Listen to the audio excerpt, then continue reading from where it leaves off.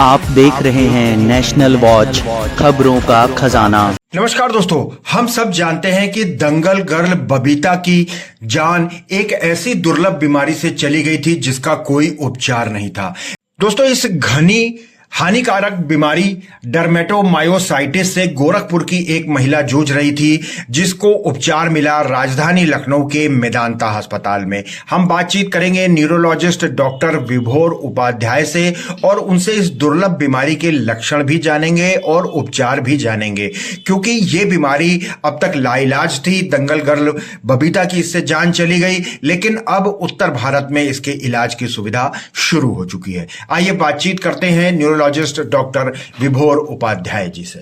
नमस्कार, मेरा नाम डॉक्टर विभोर उपाध्याय है। मैं कंसल्टेंट न्यूरोलॉजिस्ट हूँ मेदांता हॉस्पिटल लखनऊ में। आज हम एक दुर्लभ बीमारी के बारे में बात करेंगे जिसको डर्मेटोमायोसाइटिस कहते हैं और जो कि इन्फ्लेमेटरी मायोपैथी के ब्रॉड टर्म के अंदर आती है। तो बेसिकली हम पहले समझते हैं कि ये बीमारी क्या है। तो ये एक बीमारी जो है ये मसल को कमजोर करने वाली, जो हमारी मांसपेशियां होती है शरीर की, उनको कमजोर करने लगती है धीमे धीमे। इसका कारण क्या है? तो ये एक ऑटोइम्यून किस्म की बीमारी है। ऑटोइम्यून का मतलब कि शरीर के खुद के ही सेल्स मरीज के खुद की मांसपेशियों को मारने लगते हैं, जिसकी वजह से मांसपेशियां कमजोर होने लगती हैं। और इसकी वजह से जब मांसपेशियां कमजोर हो जाएंगी तो मरीज को चलने फिरने में दिक्कत आ जाएगी। स्टार्टिंग में उसको प्रॉक्सिमल वीकनेस होती है। कहने का मतलब है कि पेशेंट को बिस्तर से उठने में या बैठ के खड़े होने में कमजोरी आएगी। उसको हाथ को ऊपर उठा के अपने बाल काटने में, कुछ सामान ऊपर से उठाने में, या बाल्टी से डब्बा को ऊपर उठा के नहाने के लिए जब यूज करते हैं तो इन सब चीजों में वीकनेस, कमजोरी आने लगती है। और धीमे धीमे करके अगर इसका इलाज टाइम पे शुरू नहीं करते तो ये मांसपेशियां शरीर की और छोटी मांसपेशियों को भी कमजोर करने लगती है ये बीमारी, जिसकी वजह से उसके फिर हाथ की कमजोरी आने लगती है। रोटी तोड़ना, हाथों से काम करना, कुछ काटना, प्लस इसी तरह से पैरों में भी चलने में दिक्कत, चप्पल छूटने लगती है और फिर स्टिक का सहारा लेना पड़ता है चलने के लिए। और यही जब गंभीर अवस्था में इसका इलाज नहीं करने पे मरीज व्हीलचेयर बाउंड हो जाता है या फिर बिस्तर पे आ जाता है और उसके पास इतनी क्षमता भी नहीं रहती कि वो खुद से करवट भी बदल पाए बिस्तर के ऊपर या खड़ा भी हो पाए, और वो डिपेंडेंट हो जाता है फैमिली मेंबर। डॉक्टर साहब, ये जो गोरखपुर की महिला आई थी जिसका उपचार किया गया है, उसको क्या समस्या है? ये अराउंड 45 ईयर्स ओल्ड महिला थी जो हमारे पास आई थी। ये गोरखपुर में इसी बीमारी से ग्रसित थी और पिछले 2 महीनों से वहाँ पे उपचार करवा रही थी, लेकिन ये बीमारी पकड़ में ना आने की वजह से उनकी बीमारी बढ़ती जा रही थी। और जब ये हमारे पास आई तो व्हीलचेयर से आई थी और घर पे ये सिर्फ बिस्तर पे रहती थी और अपने परिवारजनों की मदद से अपना जीवन यापन कर रही थी। तो जब हमारे पास ये ओपीडी में आई, हमने देखा तो इनके अंदर हमने कुछ लक्षण ऐसे पाए कि इनकी मांसपेशियां कमजोर है। तो हमने कुछ टेस्ट किए ओपीडी बेसिस पे ही और हमें लगा कि ये एक ऑटोइम्यून बीमारी है जो इनकी मसल्स को वीक कर रही है, जो कि इन्फ्लेमेटरी मायोपैथी में आती है। तो फिर हमने इनको भर्ती होने की सलाह दी, क्योंकि एक व्हीलचेयर बाउंड थी, तो इनका इलाज तुरंत स्टार्ट करना जरूरी था जिससे कि ये इसमें नॉर्मल रूप में आ पाए।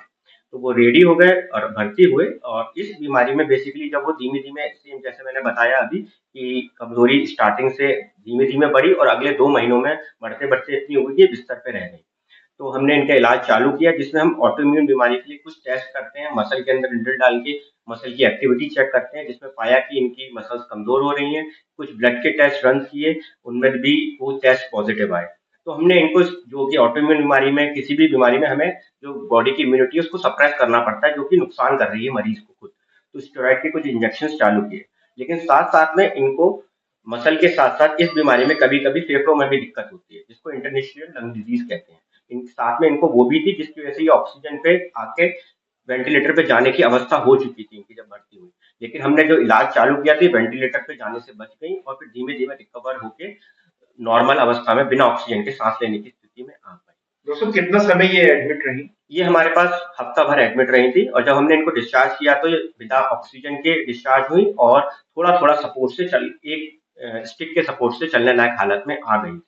इनको रिकवरी करने में कितना समय लगेगा? मतलब ऐसे पेशेंट्स जो होते हैं उनको कितना समय तो ये हमारे पास अभी, तो ये पेशेंट जब हमारे पास पिछले 6 महीने पुराना ही पेशेंट है, तो अब जब ये हमारे पास ओपीडी में खुद से चल के आता है, बहुत खुश है कि मैं, इन्होंने सोचा भी नहीं था। हमेशा यही कहती है कि मुझे यही सोचा था कि अब मेरा अंत समय आ गया और मैं बिस्तर पे आ गई हूँ, लेकिन अब ये खुद बहुत ही खुशी से अपने से चलते हुए आती हैं। तो जो बिल्कुल गंभीर अवस्था से नॉर्मल अवस्था आने में ट्रीटमेंट के साथ कम से कम 1 से 2 महीने का समय लग जाता है, लेकिन उसके बाद पेशेंट एकदम नॉर्मल मरीज की तरह, नॉर्मल इंसान की तरह अपना जीवन यापन करता है। डॉक्टर, बहुत दुर्लभ बीमारी है, इसलिए बहुत कम लोग इसके बारे में जानते भी हैं। इसका उपचार भी हर जगह उपलब्ध नहीं। किस अवस्था में ये बीमारी होती है, लक्षण आपने थोड़े बहुत बताए, और फिर क्या इसका उपचार है, ये थोड़ी जानकारी हमारे पास। तो इसको सबसे इम्पोर्टेंट है पहचानना, क्योंकि जितना डिले ट्रीटमेंट में होगा उतनी ज्यादा रिकवरी में भी प्रॉब्लम आती है। तो इसको सबसे इम्पोर्टेंट है पहचानना। तो जैसे कि मैंने पहले बताया, धीमे धीमे पहले उठने बैठने में दिक्कत आएगी, हाथ ऊपर उठाने में दिक्कत आएगी, और धीमे धीमे ये कुछ हफ्तों में ये बीमारी बढ़ के आप बिस्तर पे आ जाते हो। तो एक तो कमजोरी, लेकिन इसमें सबसे इम्पोर्टेंट चीज हमें कैसे पहचानना है कि मांसपेशियां ही सिर्फ इन्वॉल्व है, बाकी और जैसे नसें हैं वो ठीक है। तो पेशेंट को कमजोरी के साथ कुछ सेंसेशन है वो सब इंटैक्ट रहते हैं, मतलब ठंडा गर्म उसको पता चलता रहेगा, कपड़े पहने, कुछ हुआ, ये सब उसको पता रहता है। प्लस इस बीमारी में जो सबसे खास बात है कि कमजोरी के साथ रैशेस आते हैं, चेहरे पे, आंखों के आसपास लालपन धब्बे से आने लगते हैं, गले के आसपास के एरिया में धब्बे आ जाते हैं, रैशेस जिनको बोलते हैं। इनके हाथ, जो क्लासिकल हम टर्म्स यूज करते हैं, मैकेनिक्स हैंड हो जाते हैं, मतलब इतने हार्ड हो जाते हैं कि आप छुओगे तो जैसे मैकेनिक जो कारखानों में काम करते हैं उनके हाथ हार्ड हो जाते हैं, वैसे इनके हाथ हो जाते हैं हार्ड। इनके जो एक्सटेंसर एस्पेक्ट्स है हाथ और पैर के, वहां पे भी हार्डनेस और वॉयलेट कलर के रैशेज आ जाते हैं। तो अगर कमजोरी के साथ आपको रैशेज दिखाई दे रहे हैं और आपका सेंसेशन इंटैक्ट है, ब्लैडर बॉबल मतलब लैट्रिन पेशाब करने की क्षमता भी इंटैक्ट है, उसके साथ सिर्फ और सिर्फ वीकनेस है, तो इस लक्षणों को पहचान के हमको सोचना चाहिए कि मांसपेशियों से ग्रसित बीमारी है और तुरंत किसी न्यूरोलॉजिस्ट से सलाह लेनी चाहिए। डॉक्टर साहब, कोई खास उम्र इन पेशेंट्स की होती है? यूजली जैसे कि मैंने बताई ऑटोइम्यून बीमारी है, तो यूजली ये 30 से 50 साल की उम्र में होती है। अभी तो इसका जो इंसिडेंस देखा गया है वो 1 लाख में 1 मरीज को ये होती है।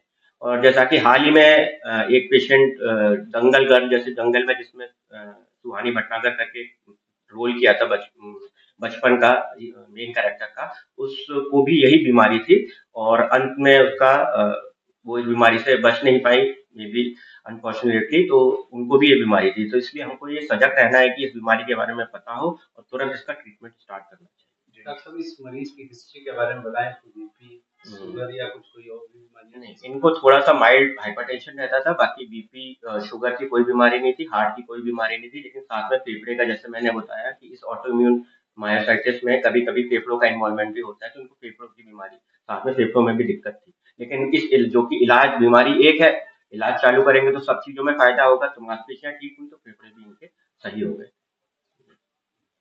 डॉक्टर साहब, क्योंकि दुर्लभ बीमारी है, जानलेवा बीमारी है, इसलिए आम जनता से क्या कहना चाहेंगे?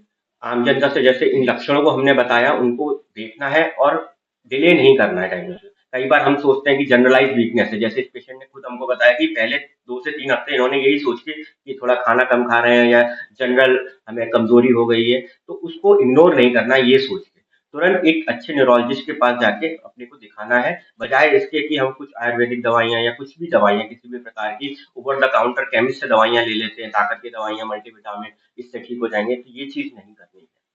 तो दोस्तों देखा आपने, ये है मेदांता अस्पताल लखनऊ के न्यूरोलॉजिस्ट डॉक्टर विभोर उपाध्याय, जिनकी अगुवाई में टीम ने न केवल गोरखपुर की इस महिला को ठीक किया बल्कि और भी कई मरीज यहां पर इस दुर्लभ बीमारी से पीड़ित होकर के आ रहे हैं, जिनका उपचार हो रहा है।